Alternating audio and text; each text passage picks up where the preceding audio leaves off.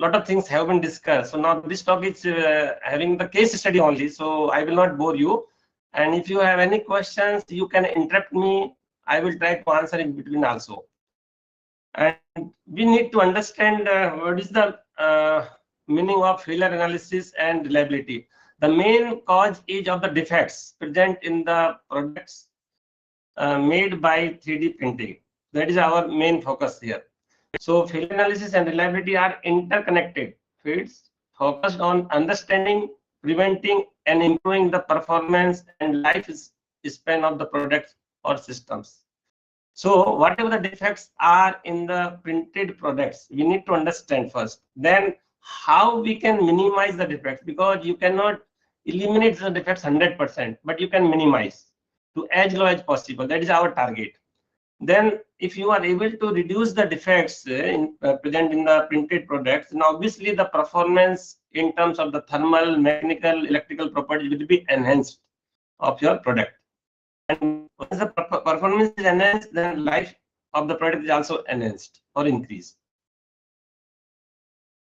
So now this lot of techniques are there the additive manufacturing that means you know very well. So these are the techniques. I will not go into that because this is not our topic.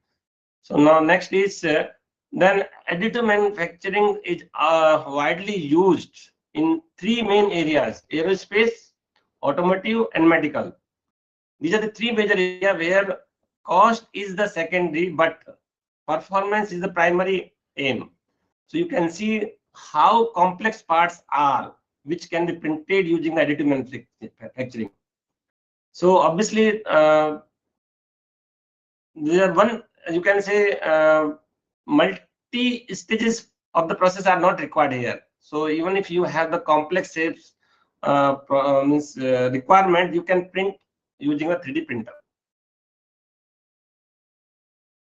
So now, what are the common types of the defects or flaws present in the additive manufacturing product? So some common defects are porosity, voids, distortion and residual stresses, delaminations. These are the serious, because as you know that 3D printing is the layer by layer printed products, layer by layer.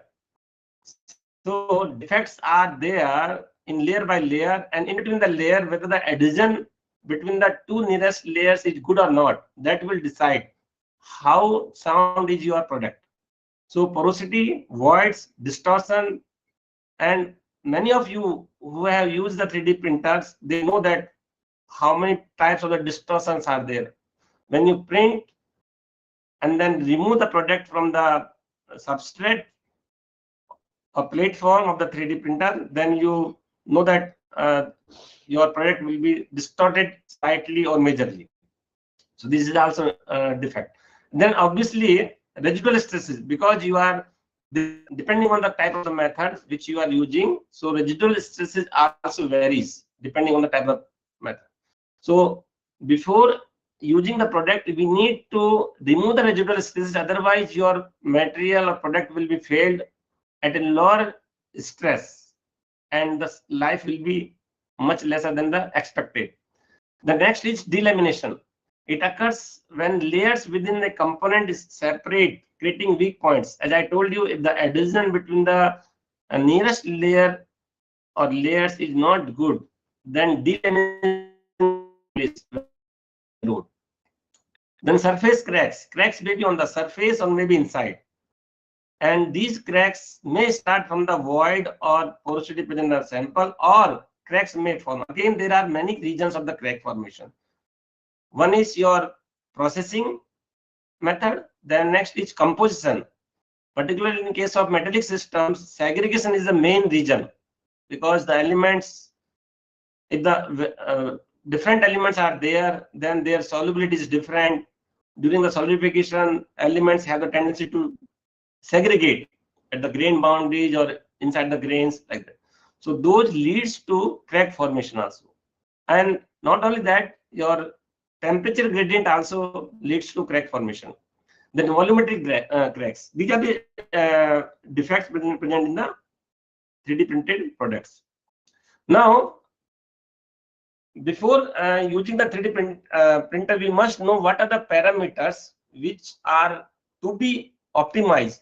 So I think most of the parameters must have been discussed. So you know that along which direction you are printing, X, Y, Z, at what temperature, what is the temperature of the platform, what is the temperature of the, your nozzle, environment, and then raster angle 0, 45, 30, 60, 90, like that. Raster width, then your layer thickness, whether it is 50 micrometer, 100 micrometer, 150, 200, 300, like that. Okay. So these are the factors. Then speed of the nozzle, whether it is lower speed, medium, or higher. Similarly, nozzle temperature, lower, intermediate, like that. So all these things will affect the quality of your product. Now, so as you know that it is layer by layer. So just you see that how the printing takes place. Just you see the top one. This, just a minute, pointer. Okay, yeah. Now you can see. So this is message structure. Then when you make number of filaments like this, so it is called as lamina. So multiple laminas are stacked together. So this is known as layer by layer. Now what is happening between the layer? Just you see, this is the first layer, and this is the second layer. This is the diameter of the bead. You can see this is diameter of the bead, individual bead. Okay. Now what you see, this is a white region, this just like diamond star, you can see. So these are the pores or voids, you can say. Now the size of these voids depend on the diameter of your filament or bead. Okay, and thickness of the lamina or layer, you can call it lamina. Not only that, then what is the temperature of the nozzle if it is polymeric materials? Okay, so your the diameter of the bead, then your thickness of the layer, then temperature of the nozzle. So these will decide the size of the void or pores. Now, if you see the same thing under the scanning electron microscope or optical microscope, if the size is micrometer, obviously you can see under the optical microscope how they look. They look like this. You can see this white region is black. When you see under the optical microscope, then the depth will be just that will absorb the light. Okay, it will look like brighter. No, not bright, dark. Okay, so you can see same shape. Okay. Now, yeah. So same thing again, just in the different way of the explanation. Just you see, this is a bead, or you can call filament like lamina. Actual, the photo of the lamina. Okay, bead. And this laminate, so multi-lamina are there. So several, you can say 3 layer, 1, 2, 3. Now you see the actual photo of the same laminate. Now this is the actual void, you can call. It is called inter-bead void because this individual is the bead. This is bead. This is lamina. So inter-lamina bead. Okay, you can call. So just like a diamond, you can see it. Clearly, you can see this. Okay. Or this is just photo. If you see the same thing under the scanning electron microscope, then you can see like. So first, you need to study under the optical microscope. If the size is significant, then you can see under the optical microscope. If the size is very small, up you can say few micrometer, then you cannot see clearly. Then you can see under the scanning electron microscope. You can see that clear. Here you can also see the depth. It's very clearly seen. All these are the void. You can see this is void. Okay. Now, again, you can see this is a now you must know again what is the infill density. So as you increase the infill density, the percentage of the porosity of void will decrease. So when the infill density is 25%, just you see this 25%, these are the air gap. You can see clearly. But when the infill density is 100%, hardly you see the pore size. It will be there, but the percentage will be very less. So you can see, compared to this, you can see the very, very small size. The scale bar is of 200 micrometer. This is a 200 micrometer scale bar, and you can see the size of these voids is of the order of 50 micrometer or lesser than that. This is 50 or lesser than, even not 50, maybe 20 or lesser than that. Very small. So if you want to reduce the percentage of the porosity or void, then it is important to keep the infill density on higher side. Now, again, how many types of the porosity or voids may be there? This is very important. Now you see various types of the pores or voids are there. Now, number one, just you see shape, just you see the shape, how it is looking. And now this one, it is just like a means you can call just like because of the gas, because during the painting, general painting is done in atmosphere. Okay, so air is entrapped. When you fracture the sample, then you will see just such kind of gas bubbles. Okay, now the point number two, again individual bit, when you put the laminar or layer by layer structure, so the gap between the individual layers or at the junction, okay, as we have seen in the previous slide, this junction here, you see, this is in point two, interbit voids. You can see clearly how large it is, interbit void. So this is 20, so the size is around 100 micrometer. This again 80 to 100 micrometer, so large. Now third is just you see the shape of these voids and you see the diameter of the fiber, almost same. So during the fracture, what happened? The bonding between the fiber and the matrix, this is a matrix polymer, was not good. Because of that, fibers have been pulled out. So you can see that the diameter of these pores is almost equal to the diameter of the fiber. So this is third type. So you can see the porosity or voids may be because of the gas bubbles, maybe because of the interbit voids, or maybe because of the fiber pull out in the processing. Clear? And all these things will degrade your mechanical properties. Now you need not to add 10, 20, 30% carbon fibers, because as from the theory you know that as you increase the percentage of fibers into the polymer matrix, obviously their properties, means properties of the composite, increases proportionately with the volume fraction of the fibers or reinforcement. But in case of 3D printing, the major challenge is how you can reduce the defects. So these are the defects. So instead of going to higher concentration, you must focus on minimizing the defects in the samples. Now, suppose there is percentage of the fibers is 10%. I can say clearly that if you are able to reduce these defects, these air bubbles, interbit voids, by optimizing the parameters, then definitely you can enhance the properties by 20 to 30%. This has been done. A lot of study have been done. Okay. Now, second thing, how you can reduce the fiber pullout? It depends on the adhesion between the matrix and the interface. If your fibers are not compatible with the matrix, then you can apply the sizing or treatment. You can do the treatment of the fibers. So what will happen if you do the treatment of the fibers? Then the adhesion between the matrix and the fibers will be improved, and you will not see such type of the defects. Means fiber pullout will not be easy. Only the fibers may be broken once you exceed the load breaking, you can say strength, tensile strength.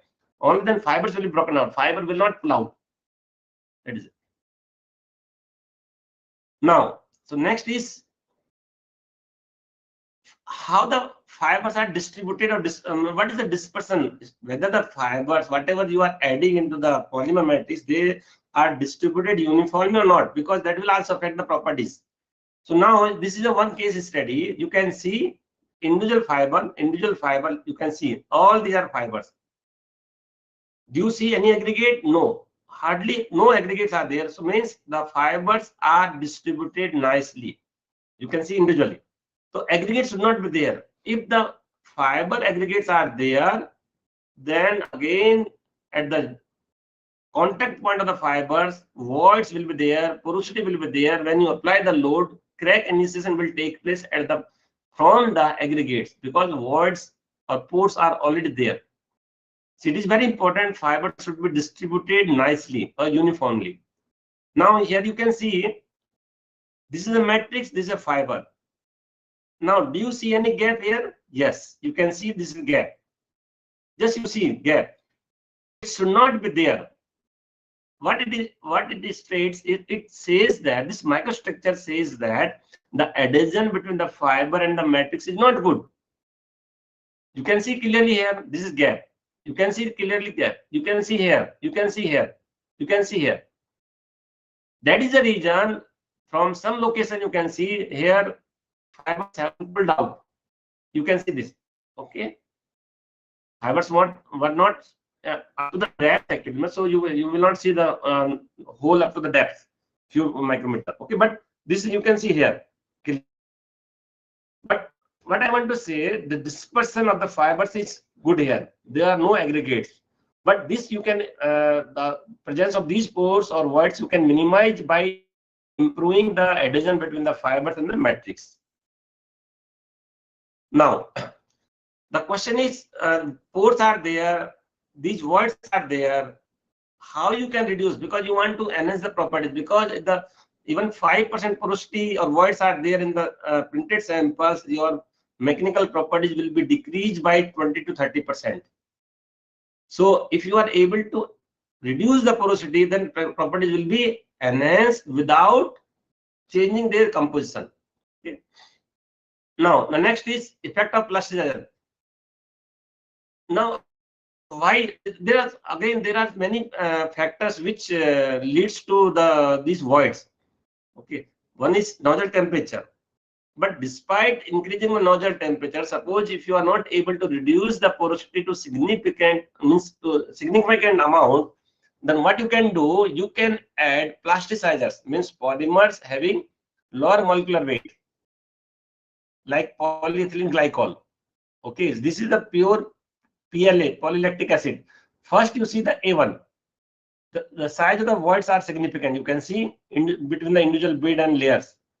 If you add I will call it PEG, okay, polyethylene glycol, having the molecular weight of 4,000 only. Just you see B1. Here the size is, you can compare with the scale bar 200 micrometer. Size is more than 20 or even 50 micrometer width. But here you see again 200, all microstructures are at 200 scale bar. Just you see the size is reduced significantly. Similarly, if you add the polyethylene glycol PEG with 8,000 molecular weight, you can see this 2,000. So means blindly you cannot say just you add the any polymer having a lower molecular weight, you will be able to reduce the pore size or word size. Just you see 4,000, 8,000 to 20,000. There is no thumb rule. But yes, if you add the PEG with 4,000 only, then you can reduce the size significantly. But again, if you increase the molecular weight, but size will increase. So there is no point of adding the plasticizers into the polymer. But only the B1 is excellent. The size is reduced. Now question is, how the size of these voids are reduced when you add the plasticizer into the polymer? Simple thing. Because of the lower molecular weight, these polymer molecules can go inside the void or make the inherent polymer, parent polymer, to means in presence of plasticizers, your pure polymer can move easily. Mobility, it enhances the mobility of the parent polymer also because of the presence of plasticizers. That is the reason. You can see this one. Now next is, one is just you add the plasticizer, you can reduce the pore size. Second, can you reduce the pore size by enhancing the nozzle temperature? Yes, because it decreases the viscosity of the polymer, melt viscosity of the polymer. So now you can just see, when you do the 3D printing at a nozzle temperature of 205 degrees Celsius, you can see the size of the voids significant. But same thing if you do at 245 degrees Celsius, the size of the voids are reduced significantly. You can see that is there. So means the nozzle temperature is critical for the print quality of the 3D printed parts. This is very important. And what happens when you increase the temperature? Simple thing. When you do the printing at a high nozzle temperature, polymer melt viscosity is reduced. So the adhesion between the individual layer becomes better. Adhesion will be good. But at a lower temperature, since the melt viscosity is higher, so bonding between the individual layers is inferior, not good, as it is in case of higher temperature, not higher noise temperature. Okay. Now, just you see the what happens with the strength. Now, this is the blue one is the modulus of the elasticity, and this is the tensile strength. Now you see if the nozzle temperature is, you can say, around 355, 365, then no improvement in the tensile strength. You will see 69 megapascal. But when the nozzle temperature is 375, so the strength is increased from 70 to around 80. You see, both are increased, modulus as well as tensile strength. But when you increase the nozzle temperature to up to 400, you see, you will not see further improvement. You will see decrease in the tensile strength. Okay, so there's no point of printing at a highest nozzle temperature. This is very important. So you need some optimized temperature where you can get the sound samples with the best mechanical properties. So here in this case it is 375. Now, same thing,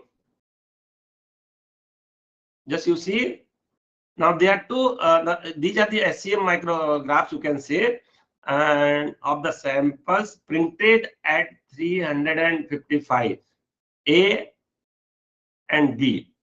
Scale bar is here 50, 50, here 10, 10. So means this is the A. This one is, you can see this one A at a lower magnification. This the same is at a higher. Scale bar is 50, this much length. Here 10 micrometer. So SCM image of this is polyether ketone high performance polymer. This is the polymer which is used for aerospace application, and carbon fiber is 20%. Means composition is constant for all these four. Now the difference is these are the microstructure of the composite printed at 355 degrees Celsius. Means nozzle temperature 355, and these are the microstructure of the 3D printed products printed at a temperature of 375. Just 20 degrees Celsius difference is there. Now very interesting, just you see at lower magnification, higher magnification, you can see fibers are distributed, no doubt. You can see distributed, but at lower, even lower magnification, means 2000 times, you can see gap. Here you can see gap between the matrix and the fiber. You can see this is the gap, or some aggregates are also there, no doubt, nearest, but gap is there. Now the same thing you see at a higher magnification, means this region, you can see the gap. A gap is how much? Around 2 micrometer width. This is 10 micrometer, you can see. Here also, what it indicates, means if you do the printing at 355 degrees Celsius, the adhesion between the matrix and the filament is not, means fibers is not good. That is a question. Okay. But now you are not changing the chemistry. This is very important. Now same thing, if you print at 375 degrees Celsius, now you see here, do you see any gap between the fiber and the matrix? You see, no. Here, no. What you see, additional thing, the polymer is covered, means your fiber is covered with the polymer nicely and tightly. You can see wherever the fibers are there, you can see this is fibers wrapped with the polymer matrix. Just you see, this is a fiber wrapped with polymer matrix, and there is no gap between the fiber surface and the matrix. And the same thing you can see at higher magnification. Just you see, is there any gap? Here you see the gap. Here you can't see any gap. Just by engaging on 20 degrees Celsius, you have made very nice composite. Just you see. Okay, so how it happens? You know that the polyether ketone is a high performance polymer, and its melting point is around 360 degrees Celsius, around 350, 360, depending on the molecular weight also. So when you do printing close to the melting point, the melt is very high. So the polymer do not wrap over the glass surface, and the gap is there. Adhesion is poor. But when you do the printing at 375 degrees Celsius, the melt viscosity of the polymer is reduced. That leads to better adhesion with the fibers. Okay. Now that is the reason properties will be better. So now just you see 375, we have seen the microstructure, poor adhesion, but when you do at 375, so good adhesion, that leads to from 70 to around 80 or more than 80. You can see that is the reason. Okay. Now just see, you must have means seen in the literature. So bed temperature should be 100, 120, 150. Now just you see the effect of the bed temperatures. So there are three microstructures of the 3D printed products which were printed, and the bed temperatures were 85. This is at 85. This was at 95. This was at 105 degrees Celsius. Okay, Z. This is the Z height direction. Now just you see when the bed temperature is 85 degrees Celsius, you see void. Just you see largest size void. But as you increase the bed temperature 95, this void size is reduced significantly. Just you see, and depth is reduced significantly. Size as well as bed. So when you increase the bed temperature, you can reduce your void size. Again, why it happens? You know that diffusion of the polymer chain, small bit of polymer chain increases as you increase the bed temperature.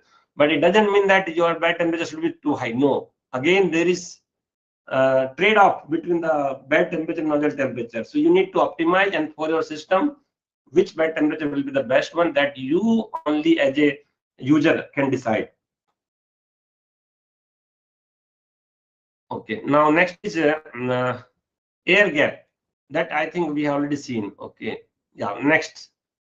Now effect of position on the Z-axis. As you know that 3D printing is the layer by layer structure that you know. Now, just you think, if you see the microstructure, the first layer, you hardly will see any void or porosity. Just you see, this is the first layer, no void. But as you grow to 1, 2, 3, 4, 5, 10, 30 like that, so total number of 30 layers. So you can see as the height is increased, the void size is also increased. Just you see like this. So this is the bottom, this is top one, and now you can understand this. So again, the adhesion between the individual layer is good or not, that will decide. Okay. Now distortion. So you must have observed, if you have printed the samples at the bottom, sometimes when you remove the printed samples from the 3D printer, so you must have seen such type of cracks. Okay, so this distortion occurs. Now, how the mechanical properties are degraded. So just to see, you know that we print the samples along the 0 direction, 90 direction like this, then Z direction. So in all three directions, your mechanical properties will be of a poor quality. Okay, in particularly vertical direction. Okay, just you see A, when you do like this printing, this is the 0 reference along the Y. Just you see highest strength and percentage elongation is also good, up to 15%. But when you do 90 degree, H90 means horizontally, but at 90 degree like this line shows 90. So now you have number of layers like this. So the adhesion between the layers is not good. That is the reason percentage elongation is reduced to 3%. Strength compared to the 0 direction is reduced. But when you do vertically print like this, like print like this, so your strength is only just less than 10 megapascal. Just you see around 8, and percentage elongation just like brittle, percentage elongation is 0.5% only. So there's no point of printing along the Z direction. You can see Yes, if you have some requirement, then you can do. Otherwise, mechanical properties will be worst along the Z direction. And all these are because of the poor adhesion or presence of pores. Just you can see here. So this is the example CT scan, computed tomography, that CT scan. It gives us the real presence of the porosity. So along the Z direction, if you see when the layer is first one, as I have shown in the previous, so in the first layer you will not see any defects. So do you see any defects? No defects. But when the layer thickness is increased to some, you can say few micrometer, just you see pores are there, voids are there, or top layer, this one is middle and this top one. So as you increase the height of the product, so the percentage of the pores or voids will increase. You can see here the same. That is the reason. In along the Z direction, the strength is reduced significantly. Yes. Now, even along the H direction, some porosity will be there, but comparatively, we are comparing the properties of the 3D printed products printed along different directions. Okay, but this you can. It doesn't mean that there is no porosity when you print along the zero direction. Yes, it varies. It depends on factors, which factors you have used. So further, you can improve this from 85 to 90. If some porosity is there, if you select the parameters which can reduce the porosity. If you are able to do that, then you can further enhance the strength. But out of these three directions, so along this zero direction is maximum properties.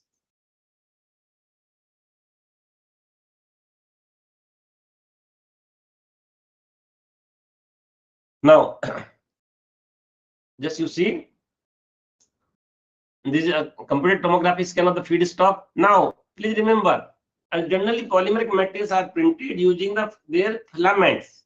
Directly filaments are mounted in the 3D printers. So your feedstock should be of sound quality. But in case of the composites or polymeric materials, what happens? Your feedstock means filament itself has porosity. So this is important to study this.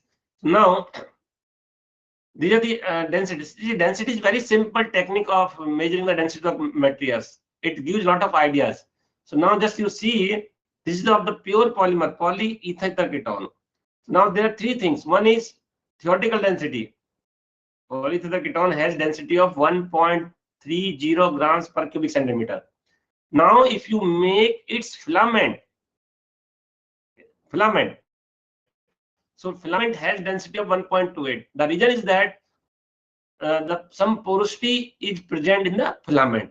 So the density is reduced from 1.30 to 1.28. Now you are using this filament which has density of 1.28. So the density of the printed parts is reduced to 1.2. Just you see the theoretical density of the peak is 1.3, but the density of the 3D printed products is 1.2. It should not happen, but it happens because of the presence of porosity. So our target should be to reduce the porosity first. Anyway, so now what I am saying, if the porosity is there in the filament itself, so your product will be having a higher amount of porosity. So you need to optimize the parameter in such that you are able to reduce the porosity. Now, same thing you can see for the composite: 5% carbon fiber, 5% glass fiber, 10% carbon fiber, 10% glass fiber, like that. So the density of the material, you can see these are the black one indicates the samples prepared by, you can say, extrusion method or by injection molded. So highest density everywhere. For a particular composite, you can see the highest density.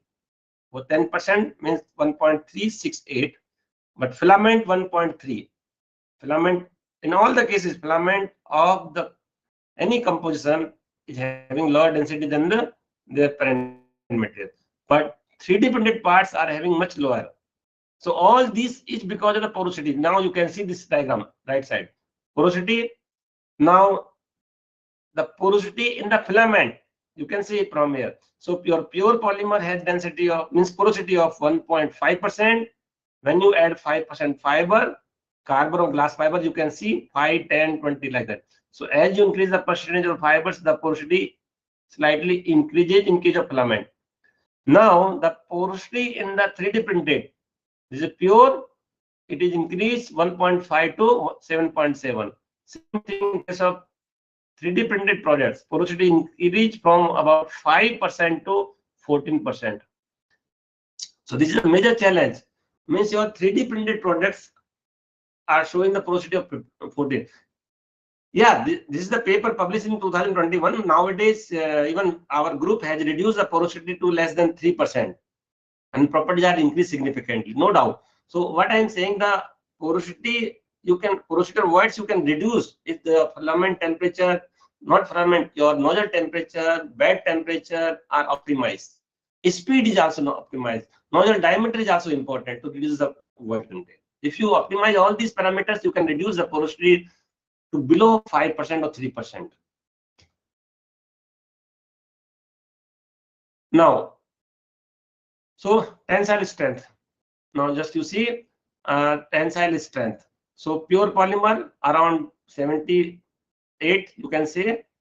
When you add 5% carbon fiber or glass fiber, the strength is increased to 95, but in case of glass fiber, it is 85. Now 10%. So from the theoretical knowledge, you can argue, yes, when we add 5, 10%, 15%, the property should be highest. Or if you make the sample by conventional techniques like extrusion method or your injection molding, the best one is injection. Then obviously the properties will be here. So the properties of the 10% composite will be higher than the 5%. But in case of 3D printing, just opposite is happening. Even the property means tensile strength of the 10%, 15% is lower than the 5%. So simple reason is that the presence of porosity, because when you increase the reinforcement, the melt viscosity is increased. Melt viscosity of the composite increase. So because of that, adhesion between the fibers and matrix is reduced. So that leads to porosity. So you need to increase the nozzle temperature. If you do that, then you can reduce the melt viscosity. You can enhance the adhesion between the fibers and the composites. That is the reason. Same thing is with the flexural strength. So flexural strength at 10 or 15% is lower than the 5%, again because of the poor adhesion. Now the same thing you can see. Yeah. So again, properties depend along which means what is the raster angle, whether it is 0 or it is 45 degree. So you can see when raster angle is 0, 106 megapascal for the pure polyethylene ketone. When it is 45, 101. And for the composite, same behavior you will see. Now, so this is a composite, 10%. A is the polyethylene ketone having 10% short carbon fiber. 0 angle, raster angle is 0. B is raster angle is 45. So just you can see, you see 200, 200, all are 200, scale bar is 200 micrometer. So when the raster angle is 0, do you see? Yes, you see the porosity, but the amount of the porosity is less or more in this case or in this case. Composition is same, 10% carbon fiber, 10% carbon fiber. But when the raster angle is 45, you can see the large amount of the pores. You can see air pores, you can say, okay, large. But in this case, lesser. So now you can see when the raster angle is 0, 106. When it is 45, 101. These are again average of the 3 to 4 samples. So means you can understand when how the raster angle affects the porosity or properties. And this is a case of 20%, both. Again, you can see the amount of the porosity is much larger than this. Okay. So now the next is layer thickness. Layer thickness. It is, that means 3D printing is layer by layer. So as you increase the layer thickness, what happens? This is strength. This is modulus. So when you increase the thickness, 0.1, 0.2, just you see both the properties are decreasing. Again, now you can argue. I think research scholars can answer this question. When you increase the layer thickness of the 3D printed products, why the strength and modulus are decreasing? So just this, who will answer this? Only research scholars, not faculty.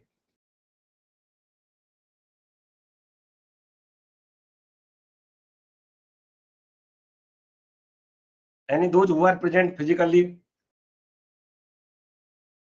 Are you listening or not? Yes, sir. Yes. So please help me. Any research scholars who can answer?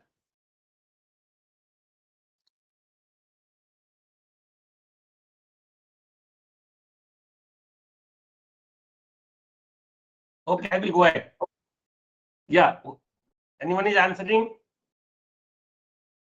I have already discussed this answer already in the beginning.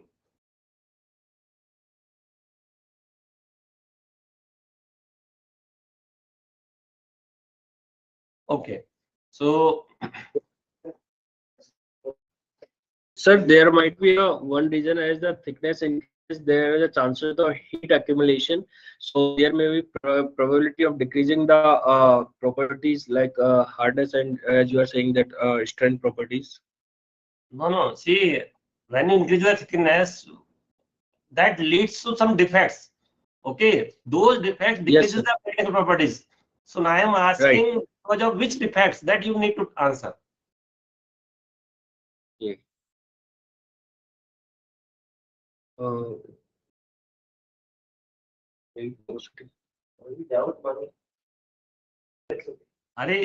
I told you na in the beginning. What is this? right. Just you see the first Right. layer, then you increase the Right. layer. Okay, so the voids, the percentage of the voids will be increased as you increase the thickness. First layer, Right. man, just you will get them without porosity. Okay, Right. just you see here. I have already discussed this is first only, not this one. Just you see Okay. here. Okay. Yes, sir. So means when you increase the thickness of the product, what happens actually, man, the porosity increases. Okay. Yes, sir. Yeah. This is only because of that one. Okay. Both are Yes, sir. increasing. Got the Yeah. Defects, you can say percentage, the defects increase as you increase the layer thickness. Okay. Now you can see it will be confirmed. SA micrograph at different layer thicknesses. So A1 is just 0.1 millimeter. The thickness again is not single layer, please remember. So A means the thickness is 0.1 millimeter. Now in this case 0.2, then 0.3, 0.4.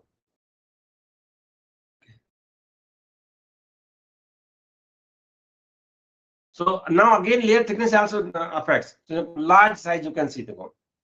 Okay. Now distortion and residual stresses. Now this is very important. We have also faced this problem, distortion.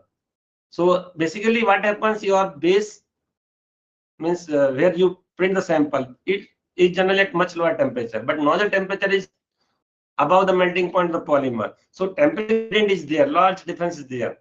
Because of that, stresses are generated. And then first layer is solidified, then you are printing the second layer, then third layer. That leads to accumulation of the stresses. Okay. So the question is again, compression and tensile, both stresses will be there. That leads to this. So how you can reduce? Anyway, one more thing, delamination. Since it is layer by layer, so one layer, sometimes carbon polymer, carbon fiber polymer, adhesion is not good. So you can see the situation conditions. Okay, delamination, that leads to delamination. Even this is the case of a well-known titanium aluminum vanadium alloy. Okay, with the SS delamination. So in this case, it is because of the segregation of elements, because these alloys consist of several elements. of different diffusivity. Okay. In this case, adhesion is poor between the individual layers. Okay. So delaminations, the causes of the delaminations are several. You can say thermal properties, coefficient thermal expansion, mismatching, because the carbon fibers have lower coefficient thermal expansion, whereas polymer has much higher. So there is mismatching in coefficient thermal expansion. Then there is difference in the thermal conductivity. Okay, different in heat transfer coefficient, difference in melting point. All these leads to your delamination. Then metallurgical properties, composition. Basically, composition means in case of metallic systems, large number of elements are present, segregation leads to your delamination. Okay, then your thermal causes, residual stresses. Again, thermal stresses maybe because of the difference in the coefficient thermal expansion also. Thermal cycling, how you are heating, cooling. At what rate you are printing, what is the speed of the nozzle. So all these things are there. Then mechanical causes, your porosity, preferential vaporization. Now this is the case of your metallic systems. You can see the cracks. These are not desirable. Okay, so that leads to, again, means several kinds of the cracks are there: solidification cracks, liquefaction cracks, straining cracks, ductility dip cracks, cold cracks. Now the question is how you can reduce the cracks. Okay, so number of methods are given in the text in the research papers.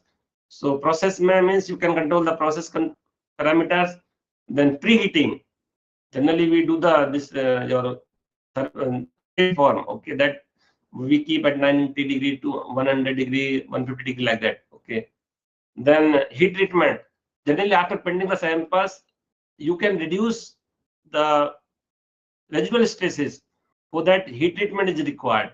And even in case of polymers, the color is changed because of the heat treatment. And if your polymer is semi-crystalline, then you will get improvement in the percentage crystallinity. When the percentage crystallinity increase, you will get improvement in the density, you will get improvement in the thermal conductivity, you will get improvement in thermal expansion, thermal conductivity, mechanical properties. All properties are improved. And even defects, some micrometer size defects are there, those are also nullified, means are filled because of the diffusion. Means heat treatment means heating the samples to a temperature which is close to the glass tension temperature of the polymer. Okay. Then hot isostatic pressing means printed samples can be pressed at high temperature. Okay, so hottest. Then material modification means one example we already discussed. If you add the plasticizers into the polymer matrix composite, diffusion mobility of the polymer is increased, so the void content will be reduced. Same thing you can do in case of metallic systems also. Now, just you see, this is a very interesting example. In case of now, A means additive manufactured. This means additive manufactured followed by compression molding. So the 3D printed products were hot, means were compressed in such a way that porosity is reduced from 3.79% to 1.91. Just please remember, hardly means not about 2% porosity is reduced. So just to see, tensile strength is increased from 32 to around 40. This is very important. 32 said 40, 25% improvement. Similarly, when this is the pure polymer. Similarly, for the composite carbon fiber ABS poly. So when you reduce the porosity from 3.78 to 1.91, just you see here 45 megapascal, but it is 75 or 70. 45 to 70, it is significant. 45 to 70. 25 means 50%. 50% improvement in tensile strength. Can you imagine? Without changing the composition, just you have reduced 2% porosity.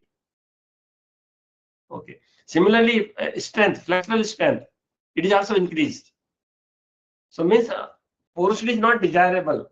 yes, in some cases it may be desirable. For example, if you want to use the as an insulator, then there it is. Otherwise, for the load bearing materials, it is not desirable. Now, so as I told you, the annealing can be done to reduce the stresses, residual stresses. So these are the annealed, these are the 3D printed samples followed by annealing at different temperatures.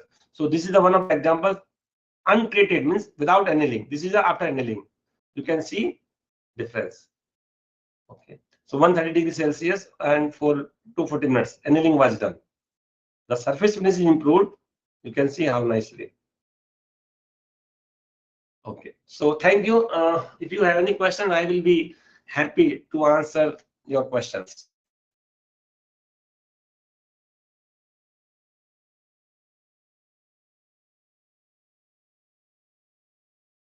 Thank you, sir. We have a query from offline participant. Meanwhile, online participant can write their query in the chat box. Thank you, sir, for your insightful presentation. And I am a research scholar under JS, sir, and I am working on